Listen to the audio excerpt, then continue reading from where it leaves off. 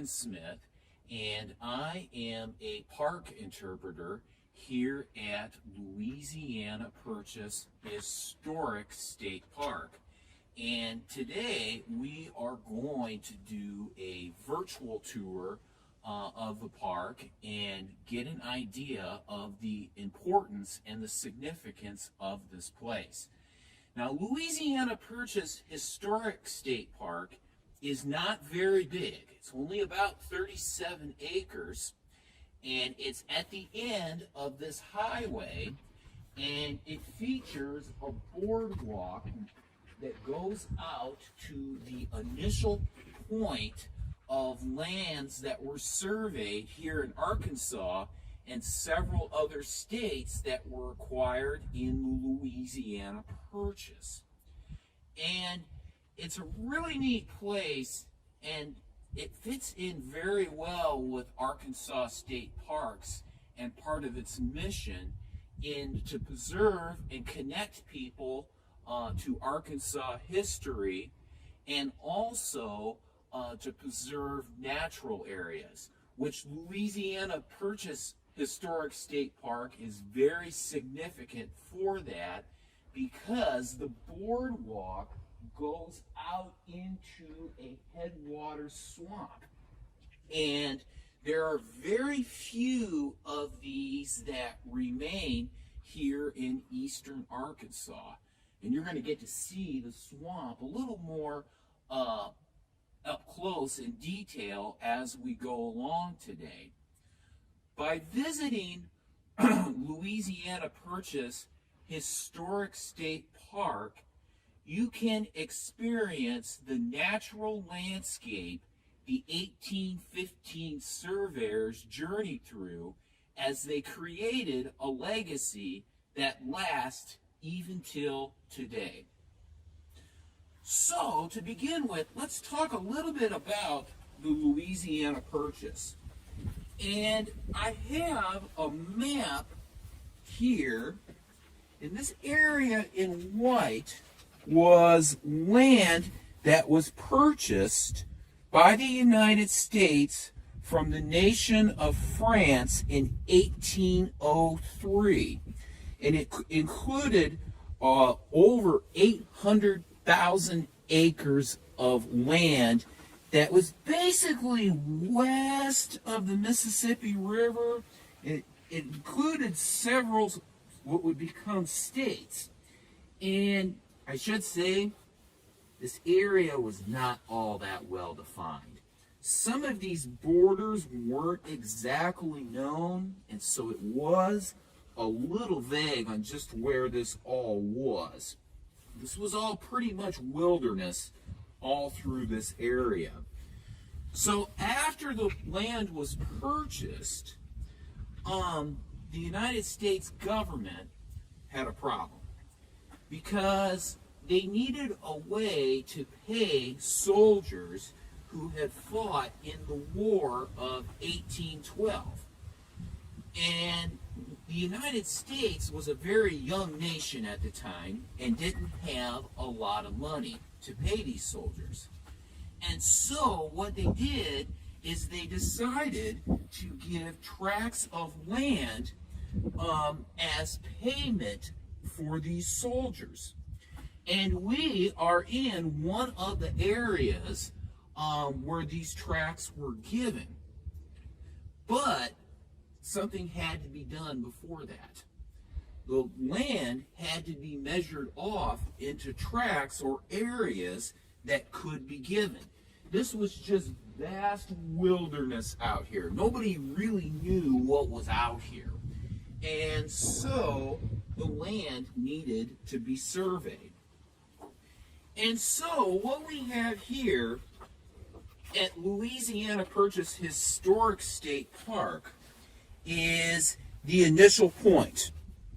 And what happened is, in the year 1815, one surveyor began about 50 miles to the south, and they started to come north. And another surveyor started to the east of here, where the St. Francis and Mississippi rivers meet. And they started to come to the west. And where the two surveyors crossed was the initial point. And we're going to go out to that here in a few minutes.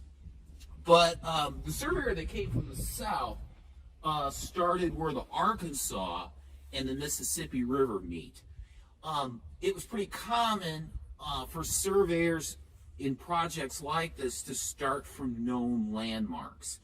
And those were both known landmarks.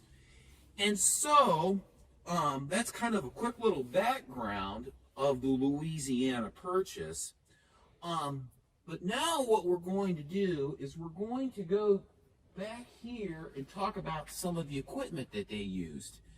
The transformation of the land into squares and lines by the surveyor's tools created a legacy that lasts even till today. So if you would like to join me, let's come on down here and take a look at some of the equipment.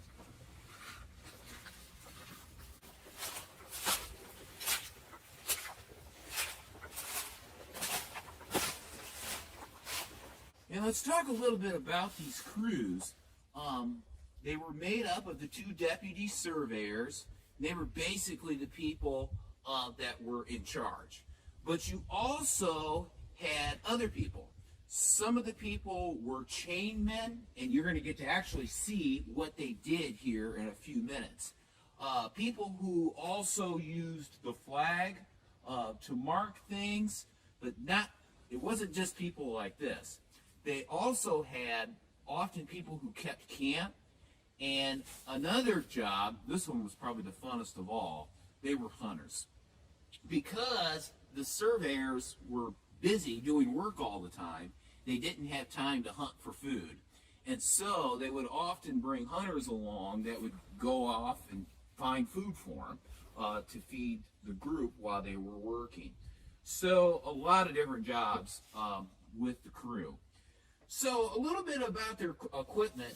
This is a surveyor's compass. And in 1815, there would have been one out here just like this.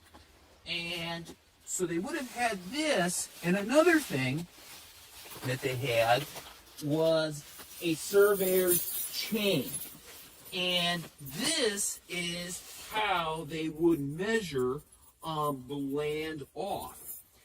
And a surveyor's chain, actually I should say, there are 80 chains in a mile, and along with that 40 chains in a half mile.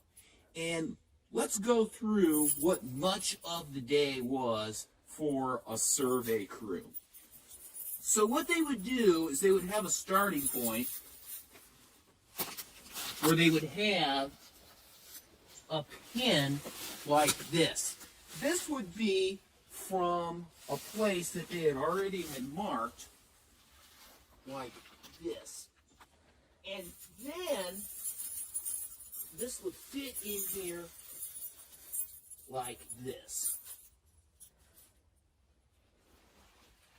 So then they would need to measure off the chain again. And so the way that they would do this is they would leave that like that, and then they would throw the chain.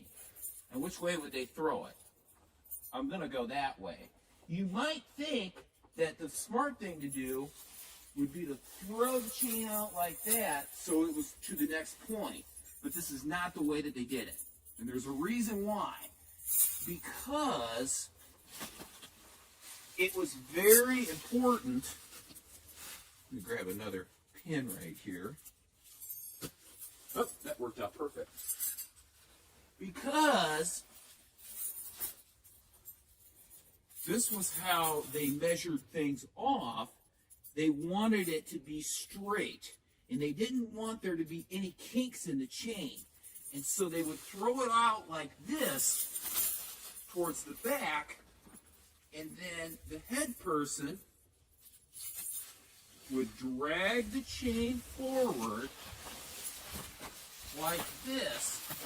And then the rear chainmen would make sure that there were no kinks in the chain and that the chain was being pulled out correctly. Now, as the chain was just about pulled all the way out, the rear chainman would say chain. And that was the sign for the forward person to kind of slow down. We're about out of chain.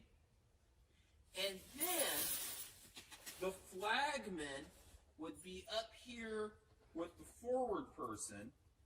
And as they pulled this out, they needed to make sure the chain was being dragged in a straight line.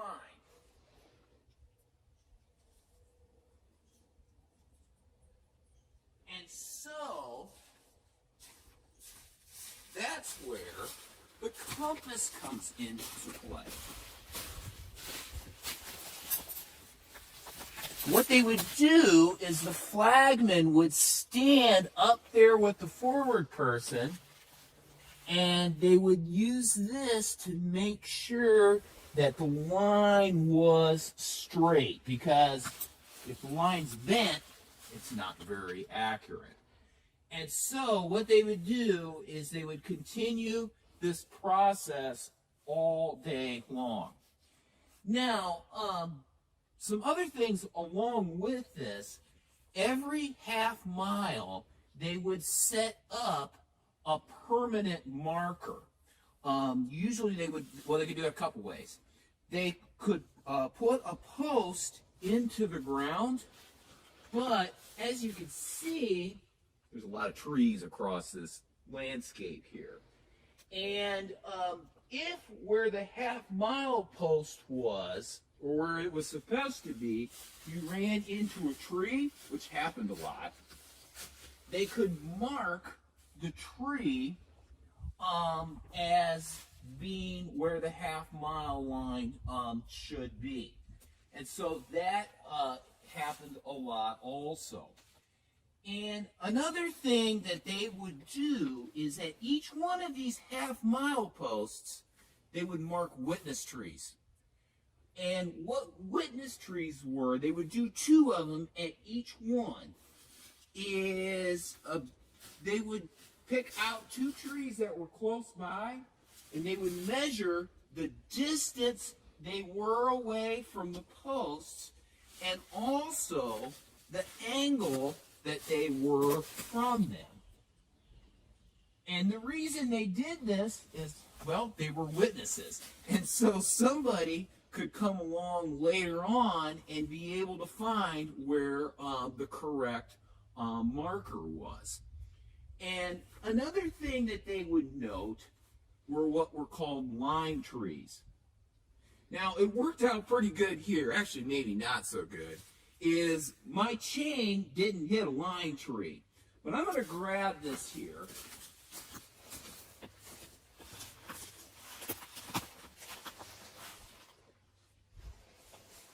Let's imagine that our chain is being dragged like this, and in the line we hit a tree, and that would happen a lot.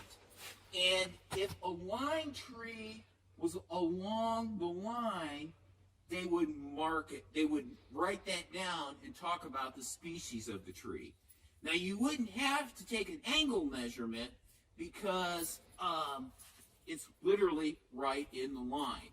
And that way, someone who comes along later could note this tree as being in the line. Now, another thing, you have to remember the crews, the whole reason for doing this work is because people were going to come and settle in this land. The surveyors also kept notes about what the landscape looked like, whether it was open and prairie or whether it was good for farming. And also they would note things like if they crossed a river or a stream. These notes would all be important later on. And so an area like this would probably be described as low and swampy. because as you can see, it's pretty low and swampy. So this work was very important because what did it eventually do? I've got a little board here.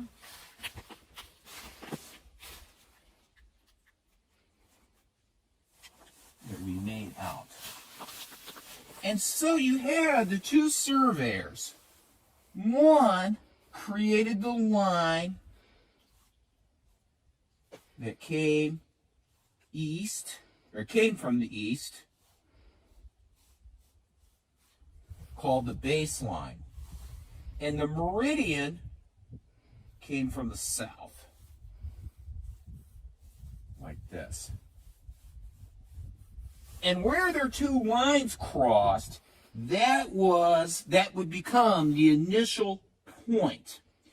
And from this initial point, the land could be measured off into townships. And townships were 6 mile squares. And what is good about these is you can reference, like this, like this, land in, do another one like this.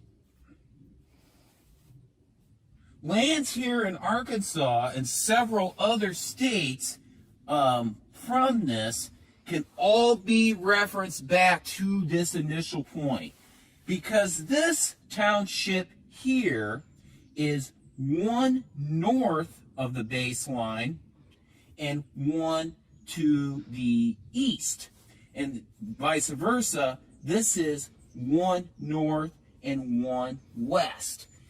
And each one of these townships was further subdivided down into 36 sections.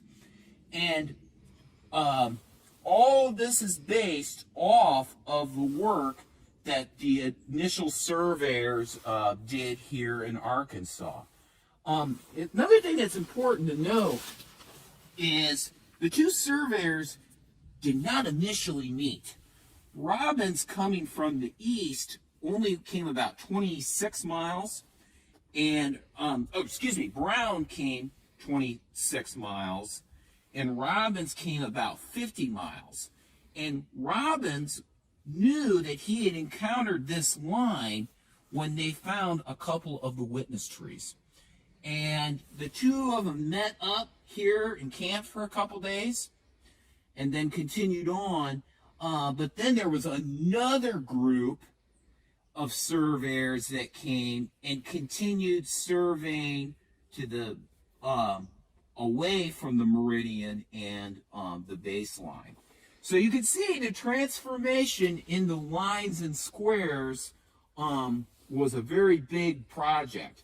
And if you buy land today, it still uses this same system that was developed in the late 1700s to survey land.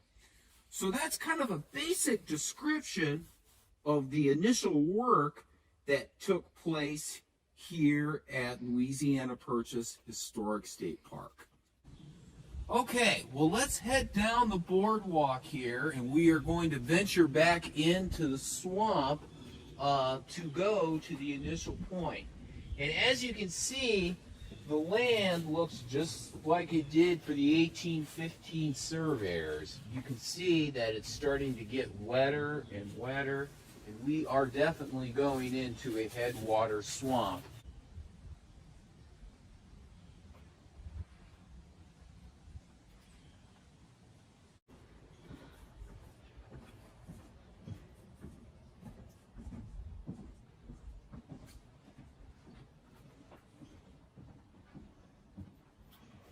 Okay, so now we are at the initial point where a granite monument was put up to commemorate the survey in 1926.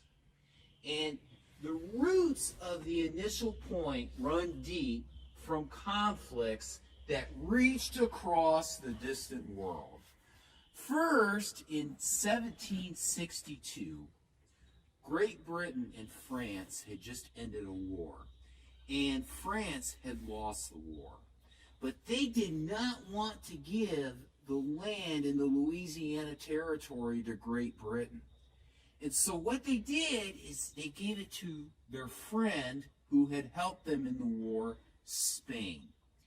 And then Spain controlled the land until the year 1800, when a bully came along. And this bully was named Napoleon. Napoleon demanded that Spain give the land back to France. Now, Napoleon was had a very powerful army. And Spain did not want to go to war over this because they saw the Louisiana Territory mostly as a big backyard that kept the neighboring United States from venturing west and settling lands.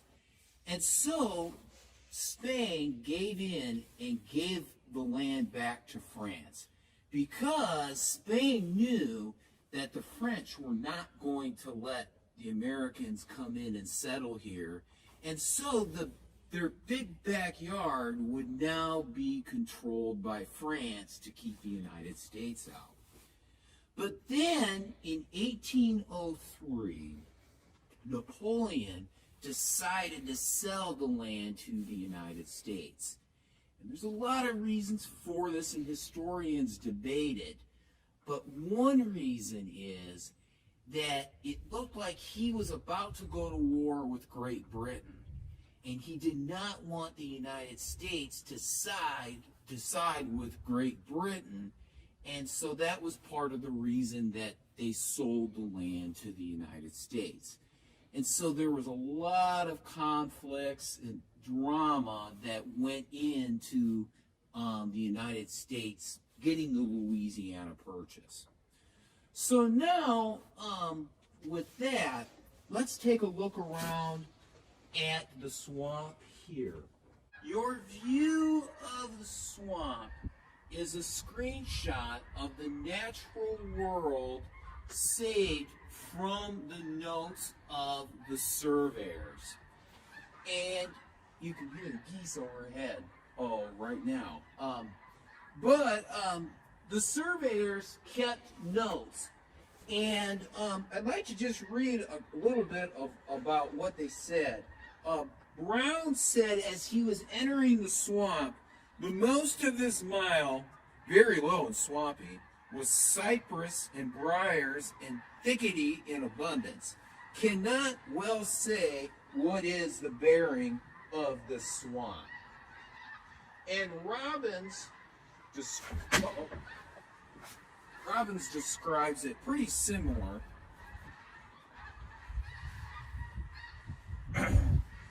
Balance, low and wet, Tupelo and cypress. And that's a pretty good way to describe what we see out here. Your view is exactly like it would have been when the surveyors were coming here. And some examples of what they talk about are these cypress trees that you can see right over here. This is a good one to look at right here. Cypress is very well adapted for growing in a swamp like this. You can see how it hits these knees or like roots that grow out of the water like this. And what that does is that helps them breathe, and it also helps them stay stable in the soil. Cypress can grow for hundreds of years, and as you can imagine, there's been many windstorms come through here, and this helps hold them in place. And also, you notice that they have buttresses or widened trunks at the bottom. And this helps them stay stable in the soil. Another tree that's like this is tupelo, or water tupelo, I should say. We have a couple of water tupelos that are over here, and they have trunks that are like that also, that helps them stay stable in the water. And here at Louisiana Purchase Historic State Park, we have a lot of interesting wildlife, like the geese you can hear overhead. But another special one is a bird voice tree frog. And bird voice tree frogs, as you can imagine from their name, like to live in trees. And they are pretty restricted to swamps like this that have lots of tupelo and cypress. And they are very well adapted for living in trees because on their feet they have sticky pads that are almost, you can almost imagine them being like this with Velcro. And this helps them climb and hold themselves stable up in the trees. And so it's an animal that's very well adapted for this place, and it really shows the significance and why this park is so important that these trees are protected here. And so, as you look across the swamp, it is a screenshot saved from 1815 from the notes that the surveyors took. So, in wrapping up today, we looked at how the land was transformed into lines and squares by the surveyor's tools, how the initial point has deep roots from conflicts across the distant world, and how the swamp is really a screenshot of that world saved from the notes of the surveyors. And just a couple of things I would challenge you to do is try to remember a plant or animal that we talked about today and one of its adaptations, or even better yet, I would write it down, like on a piece of paper. So that's how I can always remember things. A picture's worth a million words. And also, I would encourage you to go out at a point chosen by your teacher and look around the landscape and mark something down like what the surveyors would have noted in their notes, like a tree that you see, or if there's a creek or a stream or something nearby, something that you think that the surveyors would have noted when they were out surveying. By visiting Louisiana Purchase Historic State Park, you can experience the natural landscape the 1815 surveyors journeyed through as they created a landscape, or as they created a legacy that lasts till today.